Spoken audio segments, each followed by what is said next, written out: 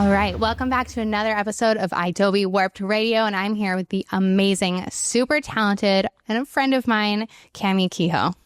What's up? What's up?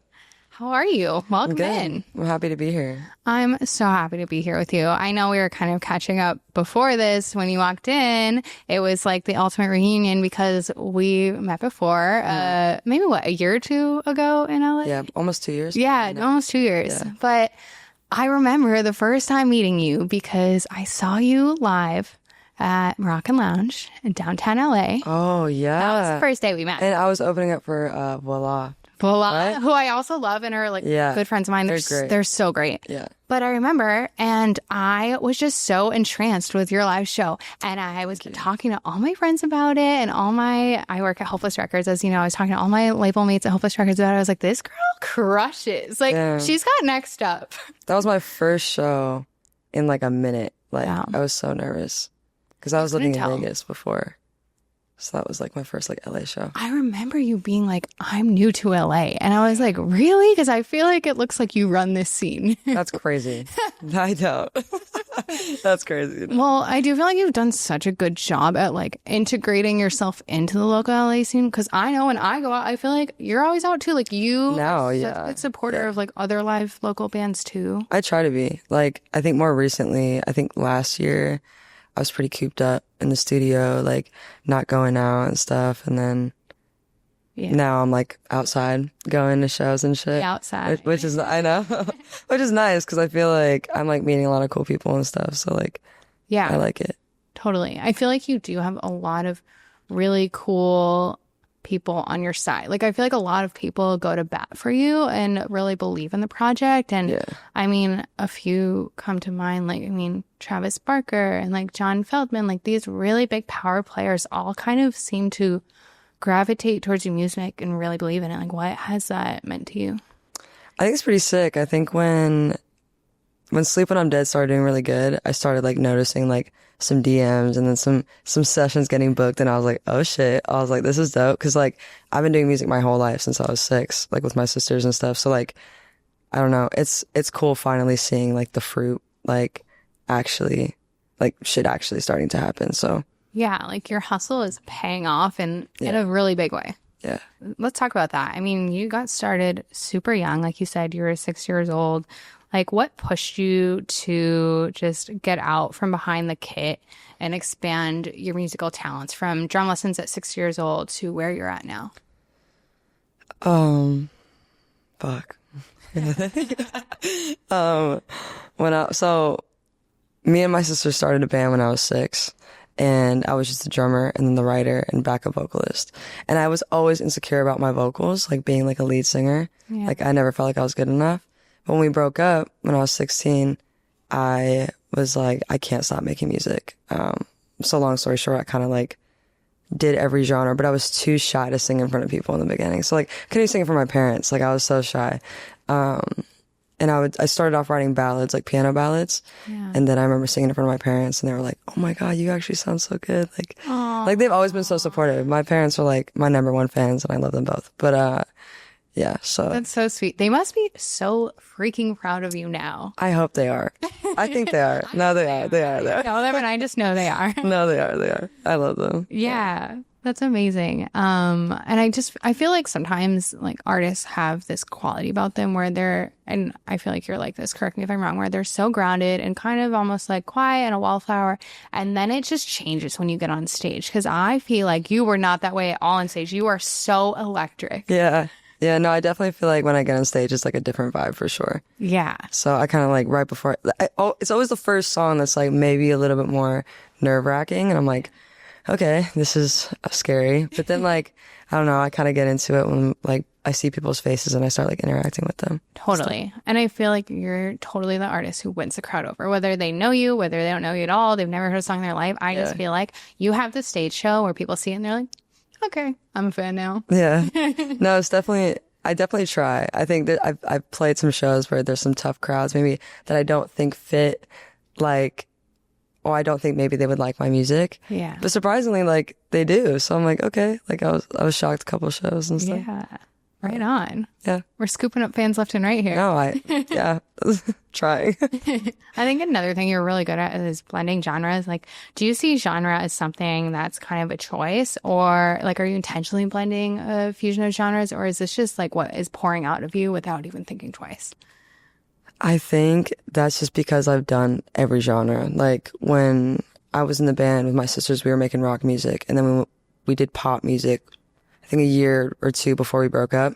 And then when I went solo, I did like every other genre other than rock. Like I have a whole R&B album. I have hip hop stuff. Like an R&B album? Yeah, but we're not gonna. We're gonna send that to Brandy later. Yeah, no, I'd be down to like pitch and stuff. I think rock is like my element for sure. Like I think just as a drummer, like, and just my overall vibe. Like I remember I was making all these genres, and then pop was like the easiest one I could stick to. I guess I needed to have a genre. I was told by everyone, like, you can't market genre lists. Like you have to market a genre or whatever. So I was like, cool, I'll just pick pop and I'll just umbrella everything. Yeah. So I'll just say I'm pop, and then I'll do like a little bit of rock or like a little bit of R&B, and like, I'll just like say it's pop or whatever. And that worked. But then I would like go play live and I would play my pop stuff, and I was like dressed in fucking like all leather or like all black. I looked like I made rock music, and then I like wanted something with more energy. I was like, fuck, this shit is like, I'm not like sweating. Like I want to like get up there and I want to fucking like, I need more energy. So rock was the way to go. Rock and roll, baby. Yeah.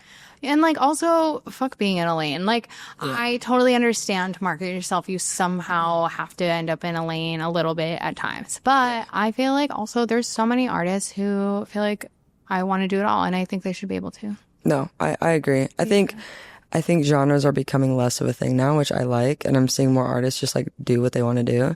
But I think that's what music's about. So I think like I like that genres are starting to disappear. I completely agree. Yeah. I feel like I see that a lot lately.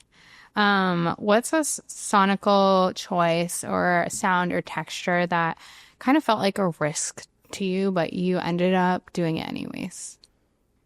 Can you elaborate? Have you ever been in the studio and you're like, I don't know if like this will hit with fans, but it feels right. I just want to go forth with this. And okay. I maybe something that felt a little dicey, but it paid off in the long haul creatively. I think like when it comes to writing, I think I like get scared to be too honest. Yeah. Because it's like, I'm scared. I'm like, oh my God, people are going to perceive me in this light. So I think even with Sleep When I'm Dead, I was like, that song's just about me and like who I am. And like, so I was shocked it did so well, because I was like, this song feels very personal to me, but like it related to so many people, which I love, because then it made me feel more connected with like the fans and stuff. And so that was cool. But I feel like sometimes I hold myself back being like vulnerable, because I'm like, I don't want people knowing this shit about me at all.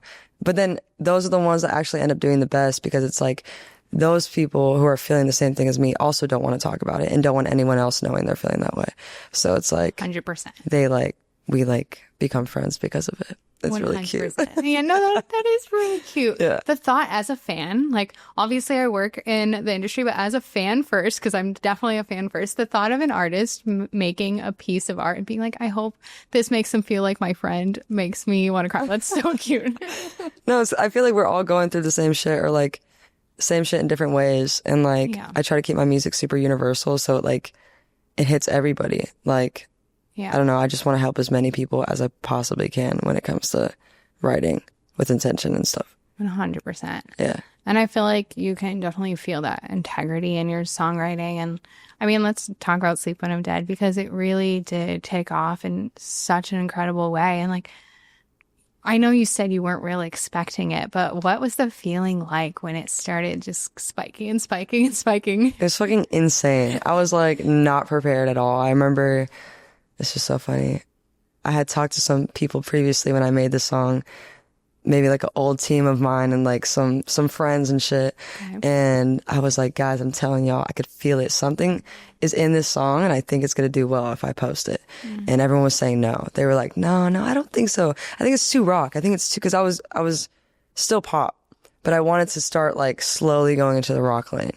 And so everyone was saying it was too rock. And I was like, no, it's so good. Like I just like, I loved it. Right. So I ended up playing a show, And I played that song live, and my videographer, Noah Castro, shout out, he's in Vegas. And he filmed this video for me. And I remember I took that one video, like I put the audio to it, whatever, and posted it on TikTok.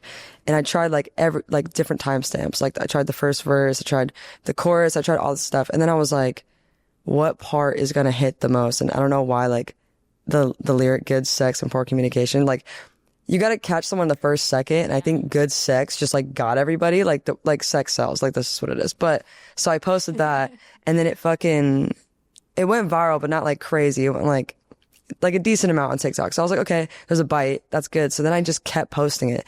And then I was like, okay, I can't just keep playing shows. It's a lot of work to like do these videos, sing and play, and then like book shows. So I was like, why don't I just like grab my drum set and set up in a location and just like lip sync the song and play like I'm performing. Yeah. You know what I mean?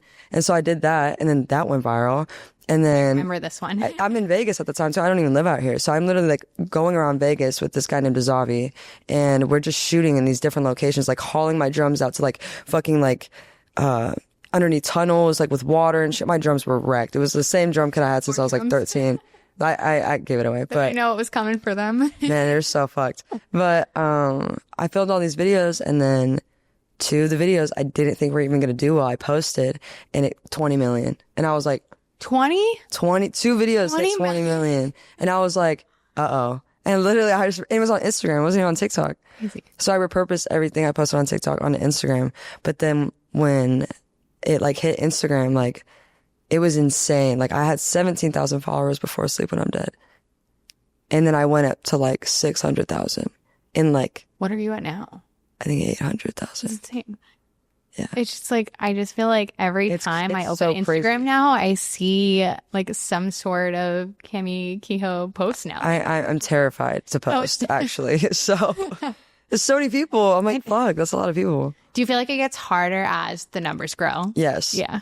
Yeah, I'm shy. I feel like I'm kind of shy, but like, I'm like shy, but I'm also not shy. But like, I don't know. That's terrifying. I feel like for anybody to like post and there's like 800,000 people like watching your shit. Well, especially when the songs are vulnerable, like you said. Yeah. And I think this next EP I'm working on is definitely more vulnerable, like about like relationships and stuff. So like, I'm a little nervous, but it's already doing pretty good on TikTok, so we'll see what happens. Okay, but very good. Send me some songs. Yeah. I'm down. Okay, so new EP. Can we talk about that? Yeah. Cool. Yeah. Is there like when you were starting to write the EP, was there kind of like a direction that you had in mind, or did it kind of just flow out of you? So the EP was like an accident, I feel. Like I wasn't even supposed to like write an EP. I met this producer named Kurt Martin in Vegas when the fires happened in LA, and we wrote that song Safe House with Travis and Echo. What a team. Yeah, it was great. It was crazy because I literally went up there and it was like we all like hibernated and wrote this incredible song about the fires, which was crazy. But I met Kurt and I saw him produce, and I was like, I need you. I was like, when we go back to LA, we need to work because you're so quick. Like we made the song he made the song so quick. So we ended up getting a session in, and then we wrote the first song on the EP. And I just like knew it. I was like, I have to make an EP with him. And like, I love that. Every session we've had, we like literally it was like the order of the EP is the songs we made them in. So that's amazing. And I feel like I know tensions were like so high during the fires, and everyone was just feeling really like scared and kind of panicky. So I think it's really cool you kind of had art come out of a really tough situation. Yeah, for sure. I think it was like such a traumatic thing for everybody. But I'm happy we were able to make something like beautiful out of it. Yeah, for sure. 100%. Yeah. Does the EP have a title yet? Candy with a K. With a K? I love that. I changed everything with a C to a K. I love that. Yeah. I mean, it's kind of what the Kardashians do, right? You're basically a Kardashian. That's so funny because literally I have a big family and we all start with K's. Stop. Except my dad, his name's Chris. That's so funny. Oh, come on, Chris. I know. Chris breaking the trend. I know, dude. Do you ever like jokingly spell Chris with a K now? No. No. He's like, absolutely not. No, I don't do that. That's amazing. I'm excited to hear more of the EP. What's like your standout favorite from penning those tracks? Do you have one that like means kind of the most to you? They're so, like, I love them all. I don't think I've ever loved a project so much. It just feels like that EP healed me because I was going through a breakup during this. And like, I feel like each song was like what I was going through, whether it was I was writing from my perspective or their perspective. It was like, it just like helped me heal every song. And then I remember writing the last song called Come Down. Yeah. And that was finally when I like let go and like released. And I felt like, I don't even know. It was crazy. And not to like put out my producership. He was going through some shit at the time too. Yeah. And we were both like healing from this EP. So we were writing and he was like, fuck, that line hit. And I was like, same. Like we were just like both going through it. So I feel like the EP has like a lot of like emotion in it, which I love. Yeah. That's cool. It's cool. You guys were both kind of going through that stuff and could like heal and art together. And we needed it. Yeah. So like the EP like healed us. So hopefully when we release it, people can relate however they choose to relate it. Yeah. Like whatever, but 100%. And they're really cool songs. Like the whole vibe is super dope. I believe you. All your songs are cool. Thank you. Thank you. Okay, I should probably look at these questions I was told. I just want to yap with you. I know. I'm just going. I really like this question. It's kind of just asking, I mean, you have a full-fledged team now and a lot of people working with you, but you really still do such a good job at remaining in the driver's seat and have full creative control. And like, as some artists grow, sometimes they kind of lose that. Why is that important to you to kind of keep that? I think maybe I'm a control freak a little bit. That's probably why. Honesty in her. That's probably why. But no, I just really care about my music. And I think like no one's going to care about it as much as I do. And that's okay. And like I'm totally fine with that.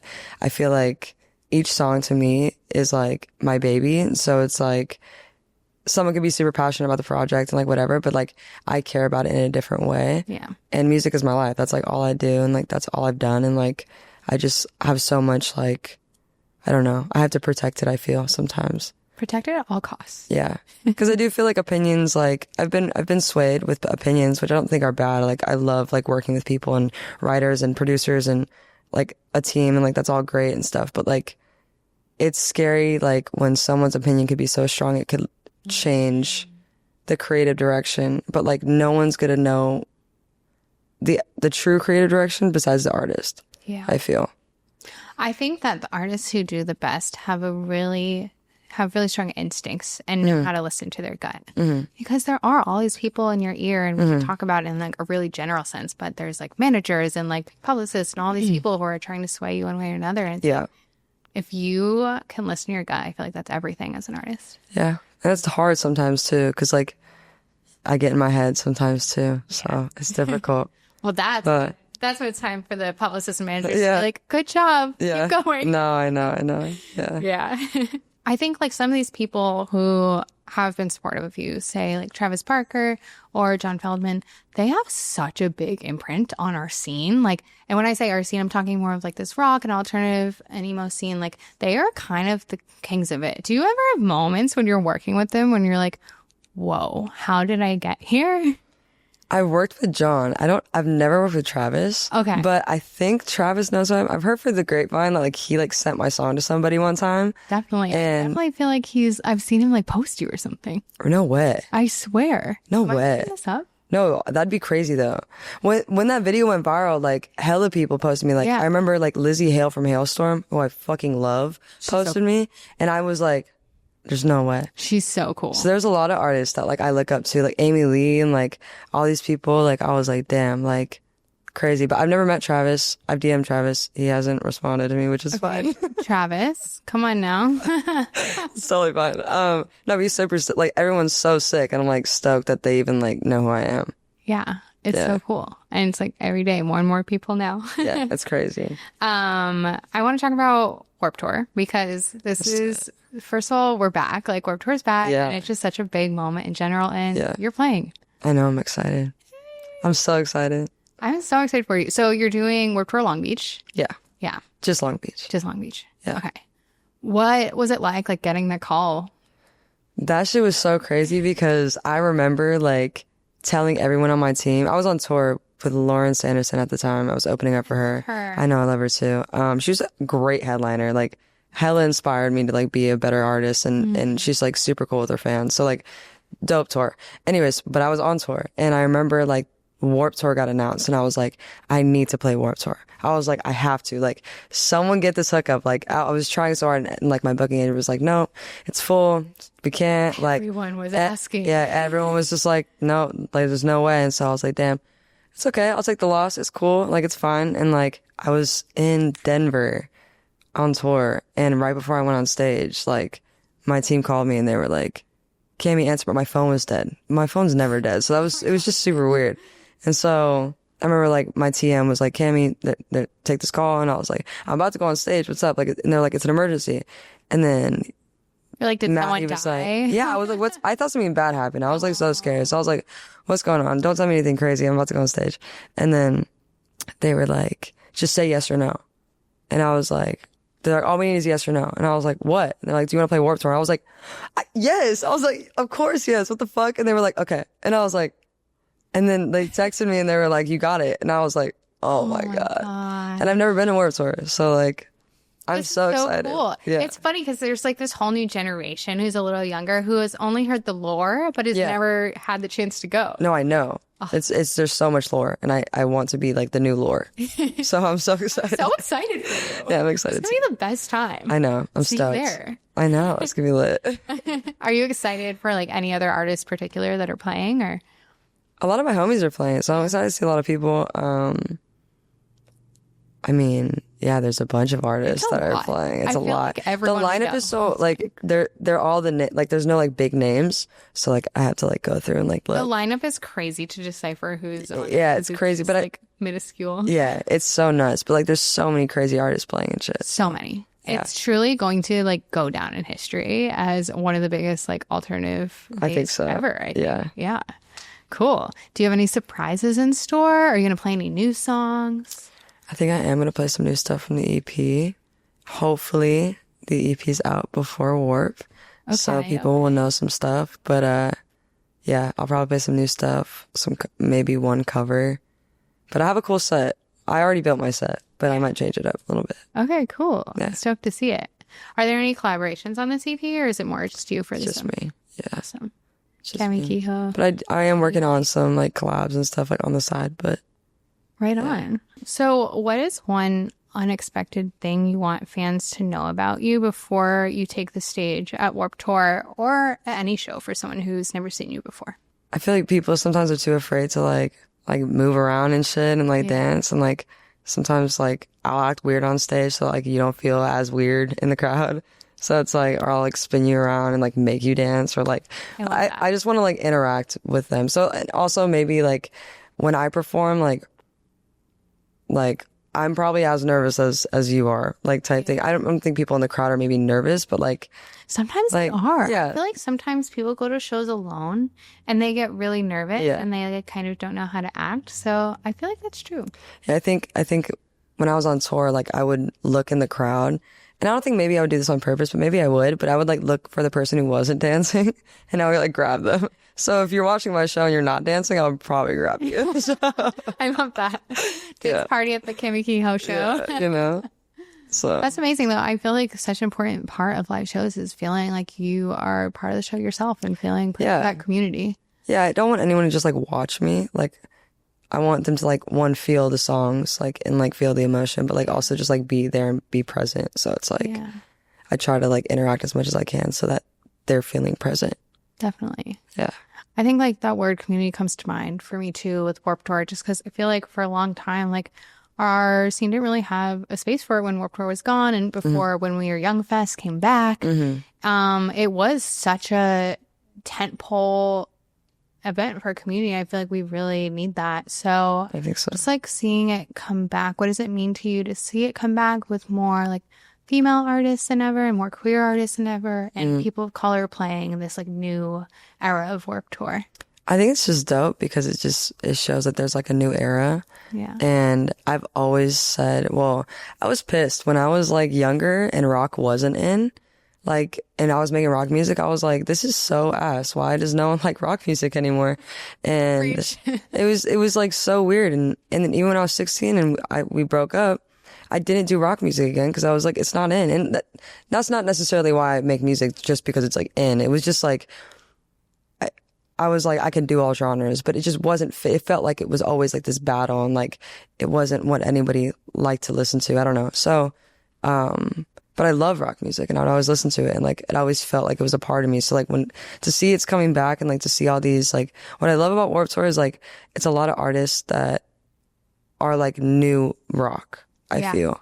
So I really fuck with that, because it's like I feel like a lot of like new artists are bringing like modern like pop or like hip hop or whatever into rock, and I think that's gonna make rock stay, if that makes sense. Totally. It's like kind of this new, just like generation and wave of culture being infused into this, like seeing that was always amazing, but maybe like a little whitewashed or kind of all sounded the same at times. And now I feel like there's like this breathing new life into. Yeah, it's fucking sick. Yeah. It's so dope. I agree. It feels very like a community now. Yeah. And I think it's only going to get bigger. Obviously, like you said, it's kind of hard sometimes. I mean, genres come and go in waves, and sometimes rock and roll is so cool, and sometimes it's just old news. And for us, it'll always be what's most important. But how do you feel like you have had to tread water as a female in the rock industry in 2025? Do you feel like it's getting easier? Do you feel like you're still seeing a lot of challenges out there? I want people to see me as a musician and as an artist, and that's it. Like when I was a kid, like I always had this like chip on my shoulder, because like when I was young and I was a drummer and I was a girl, and like I would go into these rock spaces and there were these guys would like play harder than me.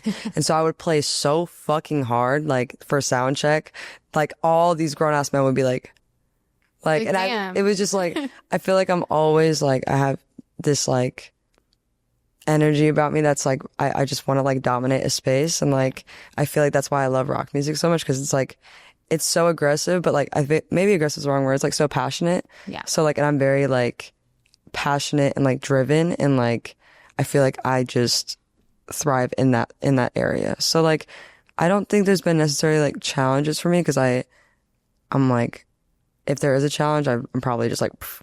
You're like, I'm just going to I'm like, I don't give a fuck. I'm going to drum harder than that guy over there and that guy over there. And hi, Sammy. No, yeah. What is something fans haven't heard from you yet, but you feel they need to, or you really want to put forth sometime in the future? Like music-wise, or just anything? Music-wise, or maybe it's not music-wise. Maybe it's on social media. Maybe like just something you feel like you haven't said yet in your career. I think I have a hard time being more personable on my socials. Yeah. I think I get that a lot. People are like, "Oh, I want to see more of you." Like, and I don't know why I struggle so much. Like I go live here and there sometimes, and like I don't know. Like I feel like this year I want to try to be a bit more like personable and stuff. That's why I'm doing like more podcasts and like, cause I feel this is more natural for me. Like when I grab a phone and I'm like, hey, like this is like, I don't know. I just feel like, but I hate that I feel that way. Like I wish it was just kind of like whatever, but. Yeah. I feel like I work with a lot of artists who feel that way too, because it does feel like forced a little bit sometimes. Sure. And I feel like the artists who feel that way are the artists who just focus on the music first, which is how it should be probably. Yeah. So, I mean, it's a good thing at the end of the day. Yeah. But yeah, more podcasts. I'm manifesting more podcasts for us and for you in the future. For sure. What's something that you wish more young artists were told before they got into the industry? And I really love this question for you, because you did start making music really young. Mm-hmm. Oh, this is so hard, because there's so much I would want to tell my younger self. I think I would compare myself a lot to others, especially growing up and being like, oh, I'm like not like that, or like I don't sound like this or whatever. But like, nobody is you. Like that's like the one thing like my parents have always told me. Like I just feel like if you try to mimic somebody else, now you've become unauthentic, and that's going to make you not succeed. But you staying true to yourself and you and being authentic, I think is like the true. Like, I remember when I was trying to find my sound and my voice, and when I was 16, I did a bunch of stuff, and like, I'm not saying those things weren't me. Like, I think I still tried my hardest in those areas and those genres and whatever. But I don't feel like it was truly authentic, like to myself. So when I finally went authentic, or like when I finally was like, I'm just going to be myself and fuck this shit, I felt like that's when I saw like more progress, I guess. Yeah. So I would just be like stay true to yourself and don't be too hard on yourself, and the industry's fucking hard and it's so oversaturated, which I think discourages a lot of people from even starting because there's so many musicians, and there are, I don't know why I did quotes, there are, but musicians, there are, but like, again, no one's you. So it's like, yes, there are so many artists and stuff and people trying to make it and trying to do it, but it's like, if you believe in yourself and you really feel like you have something to say and like you have like a purpose and like that's your purpose, I would say just do it. Why am I like tearing up?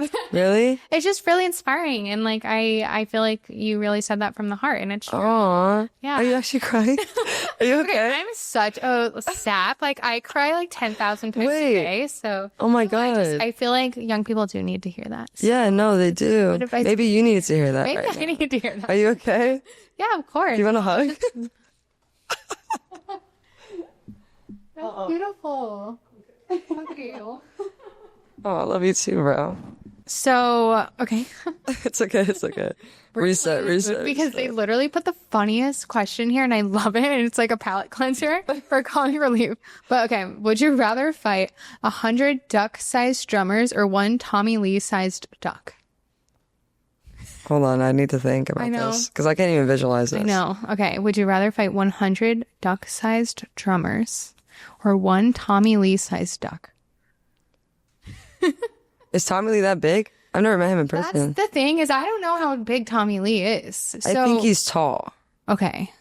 So that would be like a really big duck. I don't want to fight 20 ducks. Oh, wait.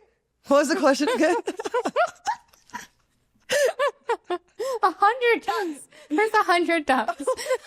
Why did the number switch? There was 20. Did you say 20? Yeah, wait. I'm supposed to say I'm tripping. Say it again.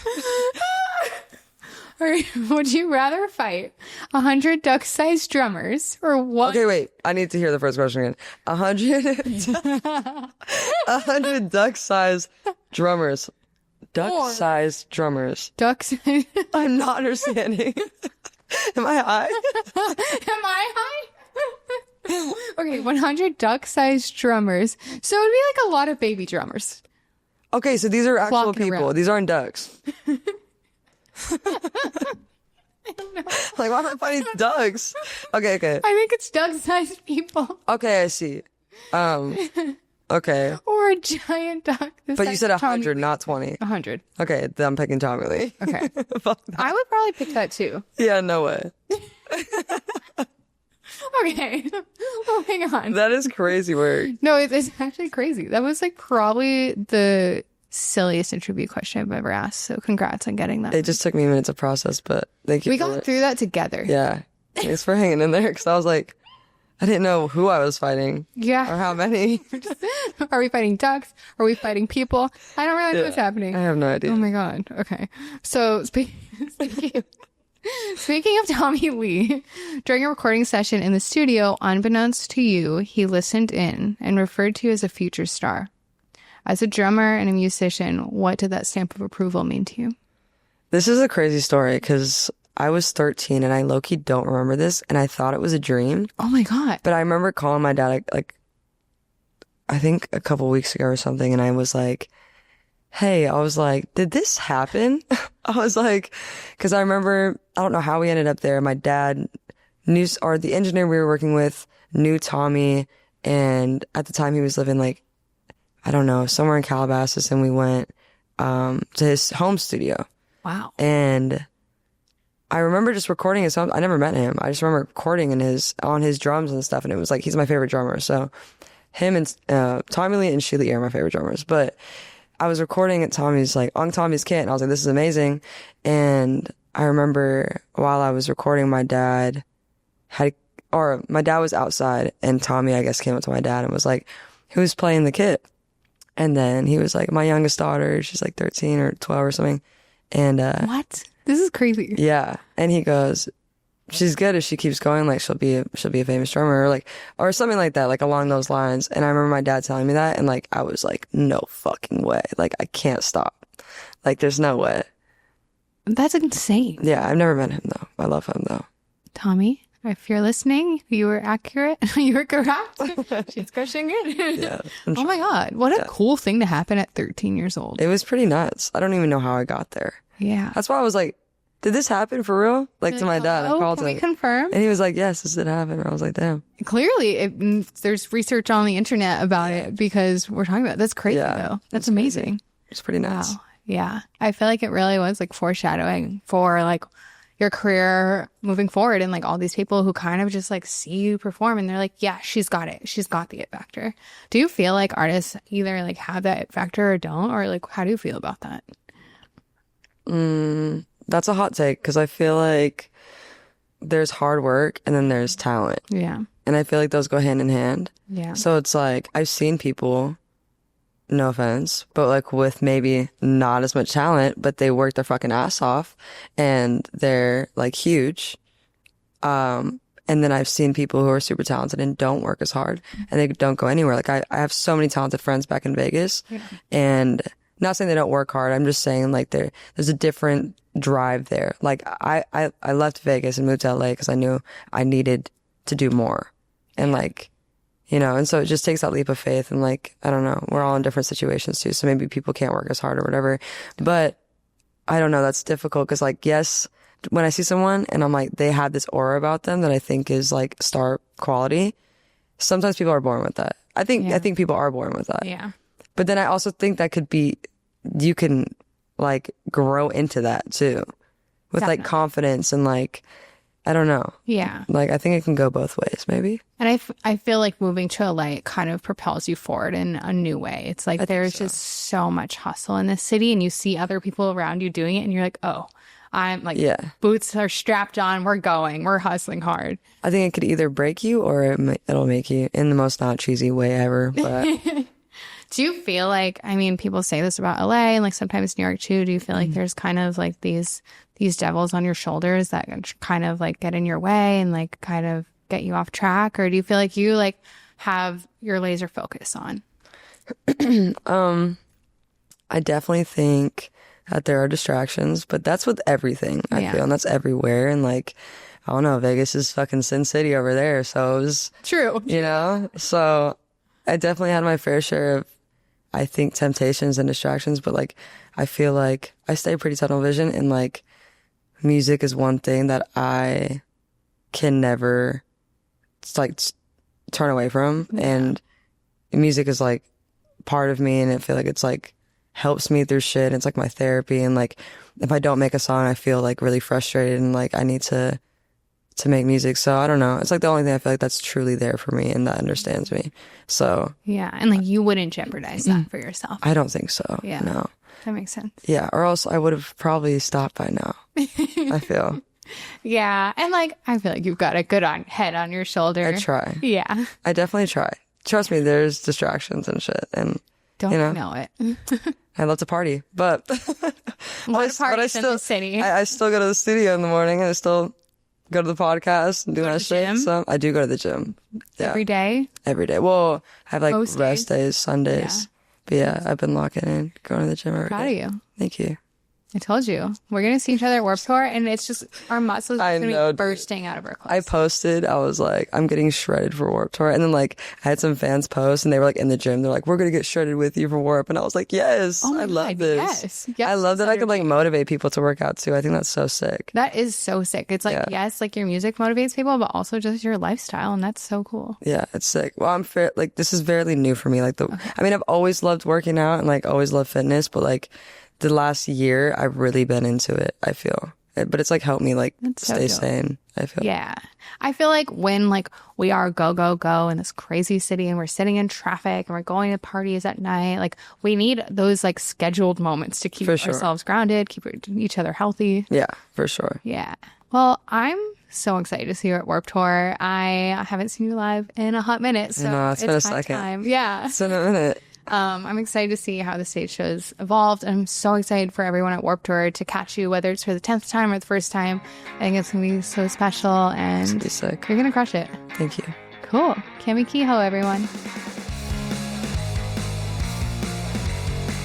Idobi Warped Radio.